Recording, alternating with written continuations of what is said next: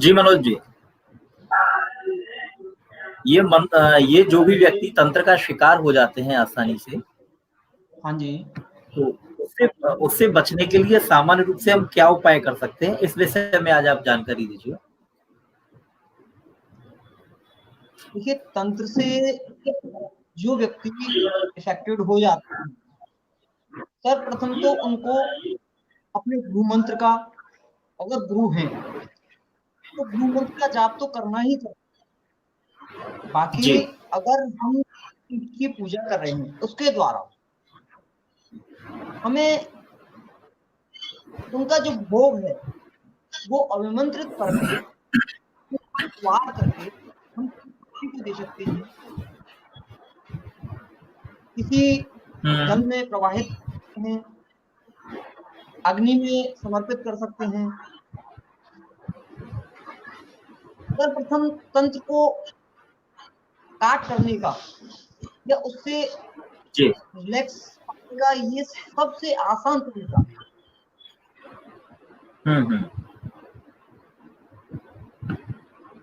नहीं, दूसरा समटाइम्स तरीका, ऐसा होता है जैसे हमें। जी। हाँ जी बताइए, प्रश्न कीजिए। जी। जी। हाँ जी, नहीं आप बताइए, पहले आप अपनी बात पूरी कीजिए। दूसरा तरीका ये होता है कि एक छोटा सा उपाय है जी। कि फॉर्मल उपाय ऐसा है, 1 रुपए का सिक्का लेकर के और उसको अपने ऊपर 7 बार हम्म। दबा के तकिए के नीचे रख के और सुबह जी। में ये बहुत छोटा और बहुत ही कारगर उपाय है। हम्म। तंत्र व्यक्ति के मस्तिष्क को, शरीर को, उसके चारों तरफ जो ऑरा करता है, हम्म। हम्म। तो हमको सर्वप्रथम उस ऑरा को शुद्ध करना है। और उस ऑरा को हम्म। शुद्ध करने का तरीका है कि या तो हम समर्पण भाव से अपने इष्ट के चरणों में चले जाएं या अपने गुरु के चरणों में। हम्म।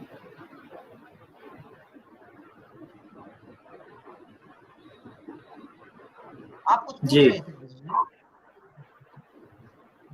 जी, मेरा यही था कि समटाइम्स ऐसा होता है जैसे कोई सॉरी, कि जैसे लोगों को पता नहीं चल पाता, और जब तक उनको पता चलता है तब तक बहुत लेट हो चुका होता है। तो हाँ जी। ऐसा कोई उपाय कि जिसके द्वारा हम आसानी से इस चीज का पता लगा लें कि क्या हम तंत्र प्रयोग से पीड़ित हैं या नहीं है। इसके लिए एक आसान सा उपाय है। व्यक्ति की तबीयत खराब रहती है या आर्थिक स्थिति परेशान है या कलह की स्थिति बनी हुई है, काफी चीजें जो हमारे बस से बाहर होती है, अगर ऐसा माहौल हमारे घर में बना तो उस समय हमें ये उपाय करना चाहिए। जी। एक होता है गंगा जल के साथ में जल भर के, और उस समय वो अपने सिरहाने पर रख लेना चाहिए। जी। रात्रि को उसको स्वप्न में निश्चित ही कुछ न कुछ ऐसा महसूस होगा कि उसके ऊपर तंत्र,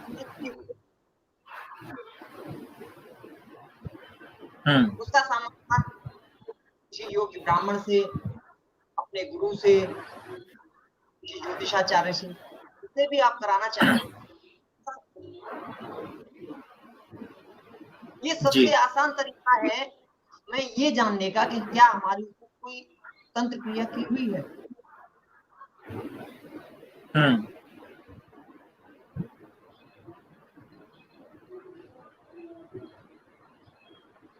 अच्छा, ऐसा कोई आसान सा उपाय जिससे कि व्यक्ति स्थायी रूप से इन चीजों से बचा रहे, उनके ऊपर इन चीजों का प्रभाव ही ना पड़े। ये इसके लिए जब भी मौका मिले हम पक्षियों को सतर्क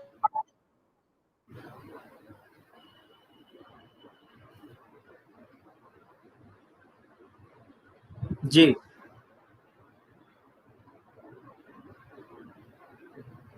तार करके और पक्षियों को डाल जी जी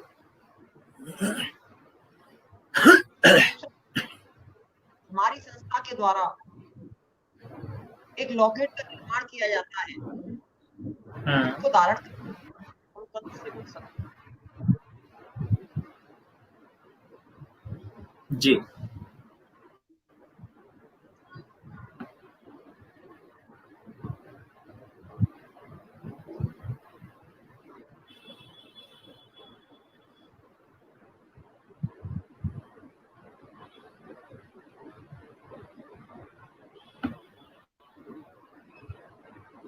अच्छा, क्या तंत्र के माध्यम से किसी व्यक्ति के रोजगार को या उसके जीवन को भी प्रतिबंधित किया जा सकता है?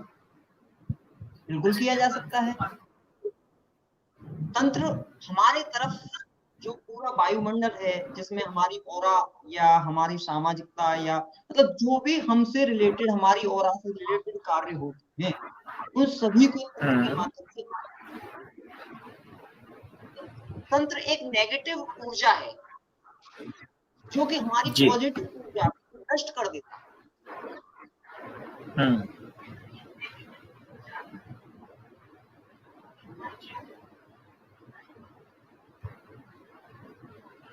आपके पास तो प्रतिदिन इससे रिलेटेड केस आते रहते हैं।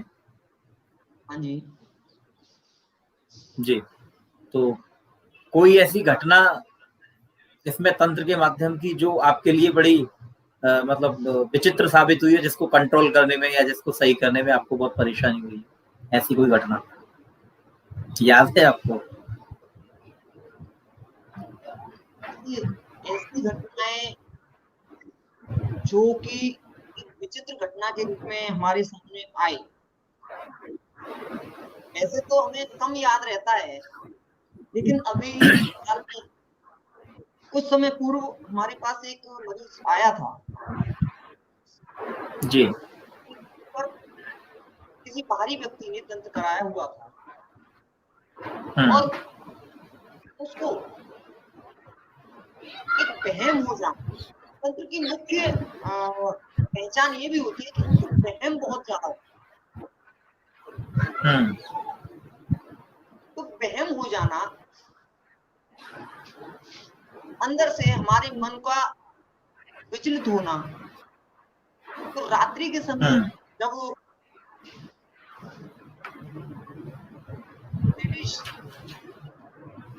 तो उसके साथ में इस तरीके की चीजें होती थी जैसे हमारे व्यस्त जीवन में जी। इस तरीके की घटनाएं भी तंत्र के माध्यम से होती।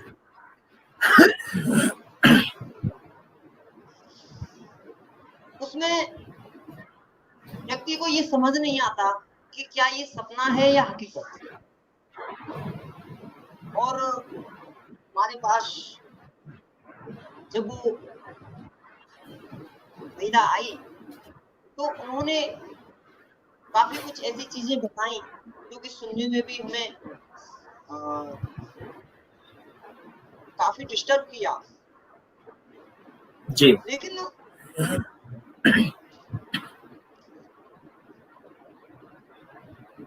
इन सब के बावजूद भी माँ महाकाली की कृपा से उसका निवारण हमारे द्वारा कर दिया गया। जी।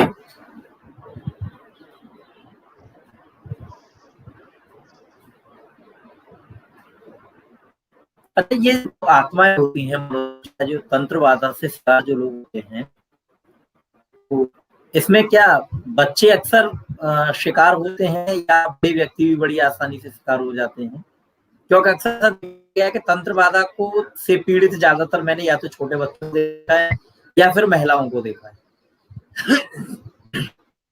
महिलाएं ज्यादा शिकार इसलिए होती हैं क्योंकि महिलाओं का हर महीने कुछ ऐसा समय आता है जो कि उनकी जो पॉजिटिव ऊर्जा है वो पूर्ण रूप से नेगेटिव कर देता है। और उस दौरान महिलाओं का नेगेटिविटी में आ जाना है, नेगेटिव ऊर्जा का हावी होना। अक्सर देखा जी जिस महिला पर तंत्र का प्रयोग किया गया है, अगर उसकी पॉजिटिव ऊर्जा बहुत अच्छी है, उसके ऊपर ईष्ट कृपा भी है, लेकिन ऋतुकाल के समय वो जो हमारी पॉजिटिव ऊर्जा है वो उस नेगेटिव ऊर्जा को रोक नहीं पाती और वो महिला तंत्र से पीड़ित हो जाती है। जी इस कारण से महिलाओं पर ये ज्यादा प्रभावी होती है।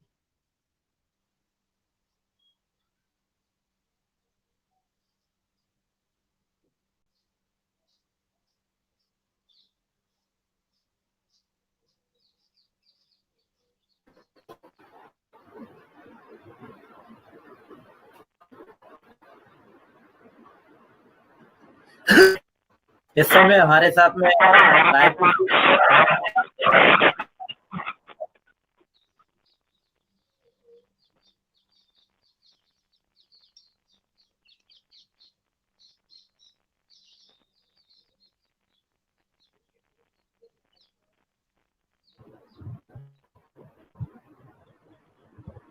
मनोज जी इस समय अजय शर्मा जी भी जुड़ गए हैं। जी जी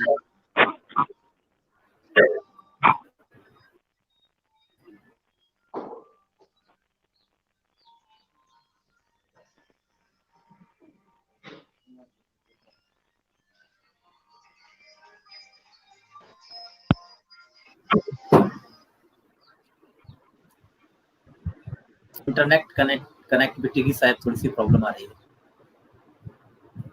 अजय भाई अगर आपका कुछ तंत्र के सह से रिलेटेड तो आप मनोज जी से पूछ सकते हैं क्योंकि आप तो इसका शिकार हुए हैं।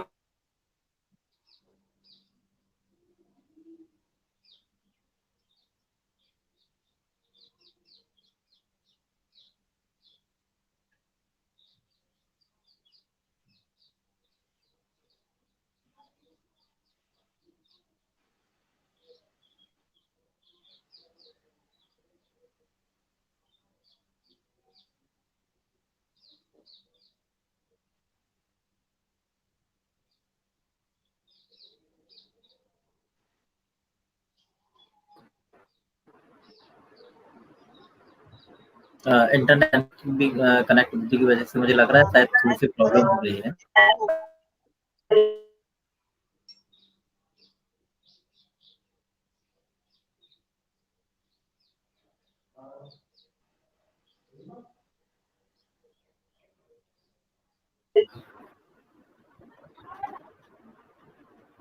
अजय भाई कनेक्ट नहीं हो पा रहे शायद। जी एक्चुअल में अजय भाई के बड़ी घटनाएं घटित हुई कुछ पिछले समय से। हाँ जी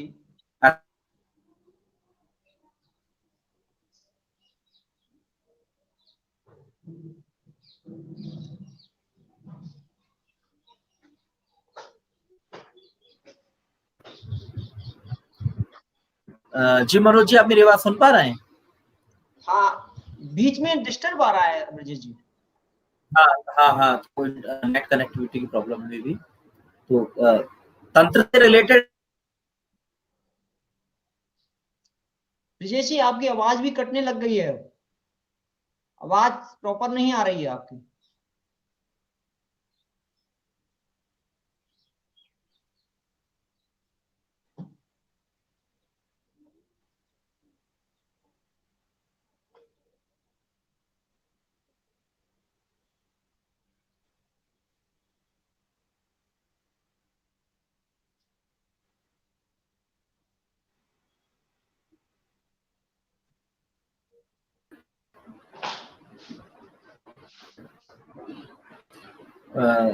मनोज जी आप सुन रहे हैं? बीच में थोड़ा सा नेट कनेक्टिविटी की प्रॉब्लम आ रही है।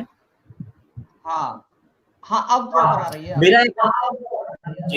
मेरा एक्चुअल क्वेश्चन था कि अक्सर तंत्र वालों की एक शिकायत है कि उनको अजीब सी स्मेल आती है उनके घर में या उनके कार्यस्थल पर, या समटाइम्स उनकी बॉडी टाइप की स्मेल आती है। तो यही मुझे अजय शर्मा जी ने बताई थी, एक लंबा समय हो गया जी कि उनको घर में इस तरह की प्रॉब्लम आती है, इसमें आती है। तो जी तो क्या ये इस तरह की घटनाएं भी होती हैं अगर किसी घर पर या किसी व्यक्ति पर कोई तंत्र बाधा की गई हो, तो वहां पर उसको स्मेल आना, इस तरीके की घटनाएं भी होती हैं? जी बिल्कुल होती हैं। वो स्मेल जो है वो तुरंत भी हो सकती है, सुगंध भी हो सकती है। जो ऊर्जाएं तंत्र के द्वारा कोई तांत्रिक किसी के कहने पर जो नेगेटिव ऊर्जा छोड़ता है, वो ऊर्जा हमारे आसपास के वातावरण को, जैसी उसकी प्रकृति होती है, उस अनुसार बनाने की कोशिश करता है। तो उस समय में किसी व्यक्ति को सुगंध आती है, किसी को ऐसा लगता है खुशबू आ रही है, किसी को ऐसा लगता है कि फल की बदबू है। जी। तो जैसी हमारी शक्ति आती है, शक्ति मतलब नेगेटिव ऊर्जा से जो नेगेटिव शक्ति आती है, हमारी इंद्रियां, देखिए सबसे बड़ी, हम कुछ देख पाए या ना देख पाए, लेकिन हमारी जो ज्ञान इंद्रियां हैं वही हमें महसूस कराती है। तो हमारी जो सुनने की ज्ञान इंद्रिय है वो हमें उसका संकेत देती है और बार बार देती है।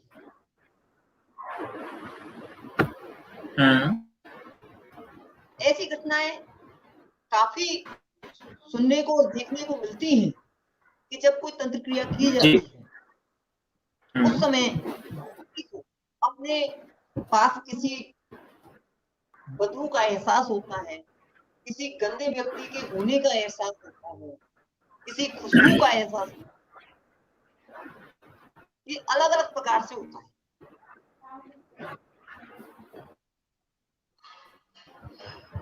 जी।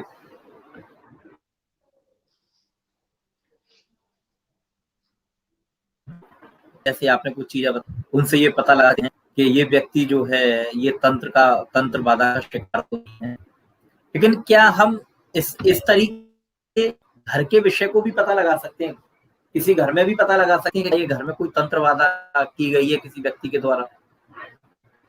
बिल्कुल लगा सकते हैं। देखिए, उसका कोई सरल सा उपाय आप बताइए।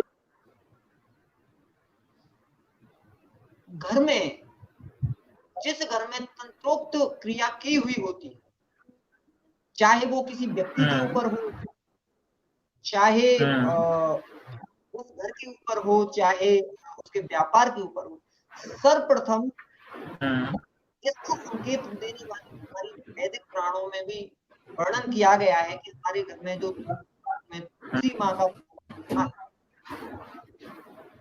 सबसे पहले इफेक्टेड वही होता है।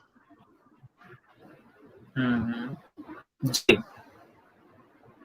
दूसरे, हमारे घर में जो पशु होते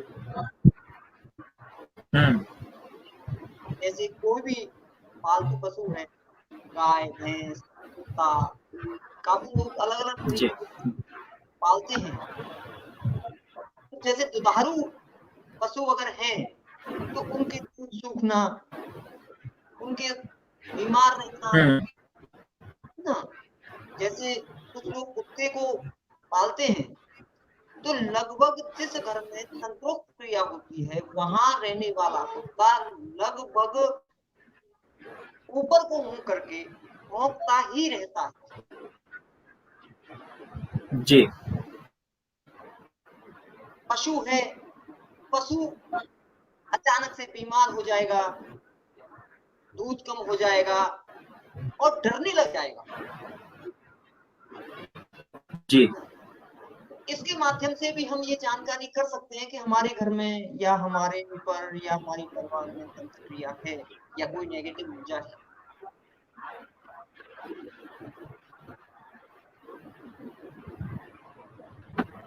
कहा तो ये भी जाता है ना कि जैसे ये कुत्ता वगैरह जो भी जानवर होते हैं तो जी इनको बहुत जल्दी इस चीज का आभास होता है। हाँ जी, वही मैं कह रहा हूँ कि वही ये आभास हो जाता है इन लोगों को, तभी ये इस तरीके की क्रियाएं करते हैं कि ये अपने मालिक को बताने की कोशिश करते हैं कि ये हो रहा है। जी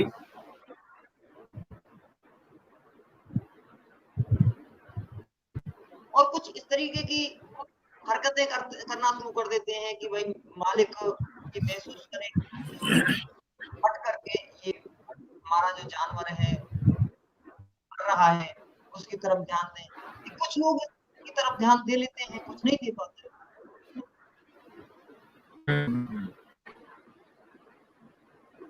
अच्छा, ये जो नजर लगाना होता है मनोज जी, तो क्या नजर के पीछे भी तंत्र का कोई महत्व होता है? नजर के पीछे तंत्र का महत्व लगभग देखने को मिलता या है। दोनों ही अलग अलग विषय हो जाते हैं? विषय तो अलग है लेकिन वो कहीं ना कहीं एक दूसरे से जुड़ जाते हैं। जब हमारी ऑरा जी कमजोर हो जाती है कि नजर भी तभी लगती है जब हमारी ऑरा कमजोर पड़ जाती है और हमारी पॉजिटिव ऑरा का विच्छेदन करके उसको पार करके हमारे शरीर तक पहुंच जाती है, तभी नजर का इफेक्ट होता है। जी देखने में या सुनने में ये दोनों अलग विषय हैं, लेकिन अध्यात्म के विषय में ये एक ही विषय से जुड़ जाती है। जी क्योंकि तंत्र क्रिया जो की हुई है या तंत्र क्रिया जो की जाती है, जिस तरीके से की जाती है उसमें भी व्यक्ति की ऑरा इफेक्टेड होती है और नजर में भी व्यक्ति की ऑरा ही इफेक्टेड होती है। ऑरा को सही करने के लिए तो मनोज जी एक उपाय है जो काफी अच्छा उपाय है कि सुबह जैसे भी जब भी हम लोग स्नान करते हैं तो यदि रत वाला नमक होता है जिसको सेंधा नमक भी बोलते हैं, पुराने बुजुर्ग जो हैं, क्योंकि इसकी जो पैदाइश है मतलब होता है इम्पोर्ट होता है, वो पाकिस्तान से होता है। लाहौरी नमक तो जिसको लोग लाहौर, जी जी जी बिल्कुल, लाहौरी नमक भी इसको बोलते हैं। तो अगर इसको नहाने के पानी में डाल के नहाया जाए जी और कंटिन्यूस कुछ दिनों तक नहाया जाए तो जो जी ऑरा से रिलेटेड प्रॉब्लम लोगों की होती है वो प्रॉब्लम बहुत अच्छे तरीके से सही हो जाती है। इसका जी उपयोग तो मैं करता हूँ। जी जैसे बिल्कुल जैसे कहीं मैं वास्तु विजिट के लिए मैं कहीं जाता हूँ या 10-20 लोगों से मैं मिला और मैंने वगैरह की देखी, तो उसके बाद में मैं ये चीज जरूर करता हूँ और मुझे इससे बड़ा रिलैक्स होता है। जी बिल्कुल बिल्कुल आप सही कह रहे हैं। जो नमक होता है, जो लाहौरी नमक हम जिसको बोल रहे हैं या खड़ा नमक भी हम इसमें यूज कर सकते हैं। जो नमक होता है वो सभी तत्वों से मिलकर के अब जब हम उससे स्नान करते हैं तो हमारी ऑरा जी साफ होती है। लेकिन चाहे क्या तंत्र की ऑरा जो होती है नेगेटिव जो होती है वो स्ट्रॉन्ग होती है और नजर की जो ऑरा है जिस व्यक्ति को नजर लग जाती है या अन्य कोई समस्या जिसके साथ में जिसकी ऑरा को नेगेटिव कर रहा है तो उसके लिए कारगर उपाय है जो आपने बताया। जी दूसरा इसका एक और उपाय है और आज के समय में लगभग करना शुरू भी कर दिया है, वो है ध्यान। ध्यान करने से भी हमें ऊर्जा की प्राप्ति होती है और हमारा ऑरा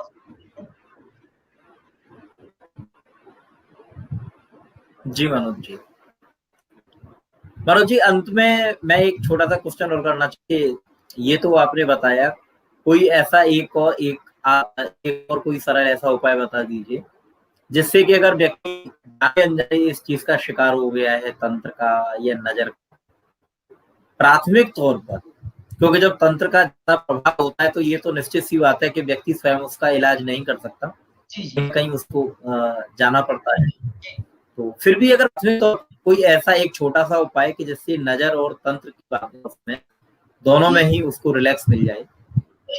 मैं उसके लिए एक छोटा सा उपाय बता देता हूँ। देखिए, बुधवार या शनिवार के व्यक्ति जी आटा, जो आटा आता है ना, जौ का आटा मिला के और उसको जी अपने मछलियों को खिलाओ। मछलियों को जी, उससे दोनों ही चीजों में, चाहे वो नजर दोष है या पितृ दोष है, मतलब ग्रह दोष है, मतलब किसी भी प्रकार का जो दोष है उसका निवारण। जी चलिए मनोज जी, ये तो आपने बताया शनिवार या रविवार को जौ का आटा और उसको मछलियों को, शनिवार और रविवार ना, बुधवार को, ओके, यानी शनिवार बुधवार को जौ के आटे को गूंथ के हम मछलियों को गोली उसकी बना के डाल के खिला सकते हैं आटे को। जी जी जी। अगर सब जितने भी मनोज जी वो सभी उस आटे से हाथ लगा दें और उसको मछलियों को खिलाया जाए, बहुत ही जल्द समय में हमें देखिए इससे समाप्त तो नहीं हो सकता, लेकिन हमें जो सही रास्ता मिलना है वो हमें रास्ता मिल जाएगा। और अगर की कोई समस्या हो, जैसे नजर लग जाना है या उनका नाक दोष है, केतु दोष है या किसी ग्रह का दोष है, उस ग्रह में भी हमें आराम मिलता है। काफी चीजों में ये रिलैक्स देता है। एक और उपाय मनोज जी, एक उपाय और है जो कि बहुत ही सरल है। उसके लिए ये करना है कि सुबह प्रातः काल सूर्योदय के समय में एक लोटे में जल लेकर के 2.5 घंटे के लिए हमें सूर्य की रोशनी में रख देना है और उस जल से हमको सारे घर में छींटे देने हैं, अपने मुंह को धोना है और छींटे लगाने हैं। इससे भी हमारे कई जो दुष्परिणाम है या जो दोष है वो मिट जाते हैं।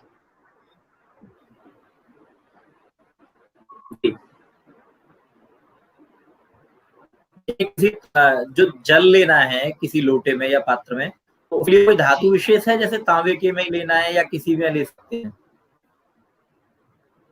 नहीं, कोई विशेष जो रखना है, कोई विशेष, केवल प्लास्टिक के में ना रखें। जी अच्छा अच्छा। क्योंकि ये ना अलग अलग प्रभावों को, वो अलग अलग रीजन है कि हमें तांबे के में कब रखना है या लोहे के में कब रखना है या चांदी के में कब रखना है, वो अलग है विषय।